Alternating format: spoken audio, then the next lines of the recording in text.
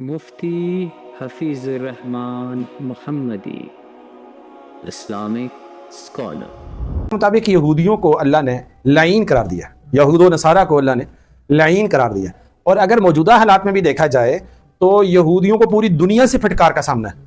اس کا مطلب ہے کہ اللہ کی گفتگو ان کے اوپر مکمل دلالت کرتی ہے۔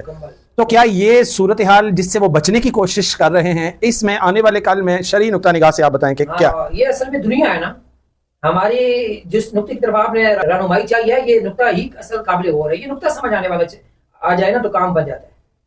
ان الحمدللہ والصلاۃ والسلام علی رسول اللہ وبعد، یہ جو یہود پر لعنت کا ذکر ہے نا، یہ یہی لعنت اور پھٹکار ہے کہ پوری دنیا ان کو گالم گلوچ کر رہی ہے، لعن طعن کر رہی ہے، پوری دنیا ان کو، حتیٰ ایون کے غیر مسلم بھی ان پر لعنت کر رہے ہیں۔ آج آپ دیکھ لیں جو حالات فلسطین کے ہیں، پوری دنیا کے غیر مسلم بھی ان کو لعنتیں کر رہے ہیں، ان کے اپنے مذہب کے لوگ یہود اور عیسائی ان پر لعنتیں کر رہے ہیں۔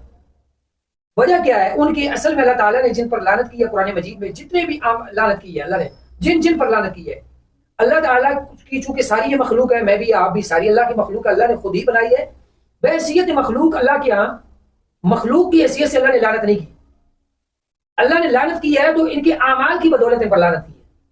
اگر بحیثیت مخلوق اچھا کام کرے، آپ دیکھیں نا وہ ابابیل، تو کتنا پیارا ذکر ہے اور کتنا پیارا پرندہ ہے، اور اگر برا کام کرنے لگے انسان تو کونوا قردۃ خاسئین، بات اصل اعمال کی ہے۔ تو یہود پر جن اعمال کی وجہ سے لعنت کی گئی، والعیاذ باللہ، اللہ رب العالمین ہمیں معاف فرمائے، ان میں سے اکثر اعمال آج یہود و نصارہ کے ساتھ رہنے والے نام نہاد مسلمانوں میں بھی شامل ہونے لگے، کیونکہ آپس میں جب اشتراک ہوا ہے، دوستانہ ماحول ہوا ہے، تو اس کا اثر بہت پڑ گیا۔ آپ دیکھیں قرآن مجید کا سلسلہ اگر آپ مطالعہ کریں، تقریباً 20 کے لگ بھگ وہ اعمال ہیں جن کی وجہ سے یہود پر لعنت کی گئی، جن میں سے چند میں آپ کے سامنے رکھ دیتا ہوں۔ سب سے بڑا ہے انبیاء کو قتل کرنا، اور یہ قرآن مجید میں موجود ہے۔ پھر اللہ رب العالمین نے سورہ مائدہ کی آیت نمبر 78 میں فرمایا، لعن الذین کفروا من بنی اسرائیل علی لسان داؤد و عیسی ابن مریم ذلک بما عصوا وکانوا یعتدون۔ یعنی اللہ رب العالمین یہ بات فرما رہے ہیں کہ اللہ نے بنی اسرائیل میں ان کافروں پر لعنت کی ہے، حضرت لسان داؤد، حضرت داؤد علیہ السلام کی زبان مبارک سے، اور وہ عیسی ابن مریم، حضرت عیسی ابن مریم کی زبان سے بھی لعنت کی ہے۔ کن پر؟ بما عصوا وکانوا یعتدون، جو انہوں نے نافرمانی اور حد سے تجاوز کی ہے۔ پھر دوسرا ان کا بڑا جرم کتمان علم اور کتمان حق تھا۔ تیسرا ان کا جرم انبیاء کو قتل کرنا۔ پھر ان کا چوتھا جرم اپنے بڑے علماء کو اکابر پرستی کرنا۔ پانچواں ان کا بڑا جرم عہد شکنی کرنا۔ چھٹا ان کا جرم کہ اللہ تعالیٰ کی بغاوت سرکشی کر کے اس پہ فخر کرنا، اترانا۔ جیسے قرآن مجید میں ہے نا، اللہ تعالیٰ نے فرمایا کہ جو یہود ہیں وہ کیا کرتے ہیں، وہ کہتے ہیں سمعنا وعصینا، ہم نے سنا اور ہم نہیں مانتے، نافرمانی کریں۔ عام فخریہ طور پہ وہ کہتے تھے ہم نہیں مانتے۔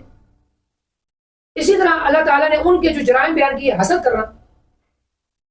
یہودیوں نے حضرت عیسیٰ علیہ السلام کو سولی لٹکانے کی کوشش کی، تو اللہ تعالیٰ نے حضرت عیسیٰ علیہ السلام کو زندہ آسمانوں میں اٹھا لیا۔ یہ ایک الگ ٹاپک، عقیدے کا بنیادی مسئلہ ہے ہمارا۔ تو بنیادی وجہ کیا تھی؟ حسد۔ وَقَأَيٍّ مِّن نَبِيٍّ قَاتَلَ مَعَهُ رِبِّيُّونَ كَثِيرٌ، کتنے نبیوں کو قتل کر دیا گیا، وجہ کیا تھی؟ دشمنی اولیاء اللہ، انبیاء کرام علیہ السلام سے عداوت و قتل و غارت۔ ان کے ساتھ کیا معاملہ تھا؟ حسد۔ اس طرح کے بڑے بڑے جرائم ان کے تھے جس وجہ سے ان پر لعنت کی گئی۔ اسی طرح ایک اور معاملہ، اب جتنے میں نے گنوائے آپ ایک ایک کو آج کے حالات پہ دیکھتے جائیں، کیا یہ معاملات بعض مسلمانوں میں ہیں کہ نہیں؟ سب پہ نہیں، الحمدللہ بہت سارے مسلمان، اللہ ہم سب کو اصلاح کی توفیق عطا فرمائے۔ آمین۔ ایک اور معاملہ صحیح بخاری و مسلم کی مشہور حدیث ہے، اللہ کے حبیب صلی اللہ علیہ وسلم نے فرمایا، لعن اللہ الیہود والنصارى اتخذوا قبور انبیائہم مساجدا۔ اللہ یہود و نصارہ پہ لعنت کرے، انہوں نے اپنی انبیاء کی قبروں کو مسجدیں بنا لیا۔ اب یہاں پہ دیکھیں اللہ تعالیٰ نے عیسائیوں پہ بھی لعنت کی ہے، کس وجہ سے؟ ان کے اس عمل کی بنیاد پہ۔ عمل کون سا ہے؟ قبروں کو سجدہ گاہ بنا لینا۔ اور ہمارے ہاں بالکل معمول ہے، نارملی بات ہے، قبر پختہ بنائی اس لیے جاتی ہے تاکہ 4 دنوں، 4 مہینوں، 4 ہفتوں، 4 سالوں کے بعد، یعنی چند دن کے بعد یہاں پہ مشغلہ لگایا جا سکے، میلہ لگایا جا سکے، یہاں پہ عبادت کی جا سکے۔ شریعت نے کچی قبر اسی لیے رکھوائی تھی تاکہ آج نہیں تو کل نہیں تو پرسوں مل جائے۔ بندہ اللہ کے پاس ہے، وہ جانے اس کا رب جانے، ہم دعا کہیں سے بھی کریں گے اس کو پہنچ جائے گی۔ تو پکی قبر بنائی گئی, پختہ قبر بنائی گئی, تو اس بنیاد پہ بھی ان پہ لعنت کی گئی. تو یہ وہ جرائم اور وہ اعمال جن کی بنیاد پہ یہود و نصارہ پہ لعنت کی گئی. اور وہی معاملہ اگر کوئی اور کرے, بالکل وہی معاملہ ہوگا. جس طرح حدیث قرآن میں آتا ہے کہ جھوٹوں پہ لعنت ہے, کہا گیا نا سود کھانے والے پہ, حدیث میں ہے نا لعنت کی گئی, سود کھانے والے کے اوپر کئی بنیاد پہ لعنت کی گئی. اچھا شراب پینے والے پہ لعنت کی گئی.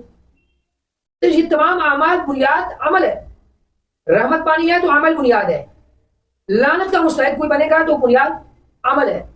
الا الذین آمنوا وعملوا الصالحات. بالکل ٹھیک. بس اللہ رب العالمین ہمارے معاشرے کی اصلاح فرمائے. آمین.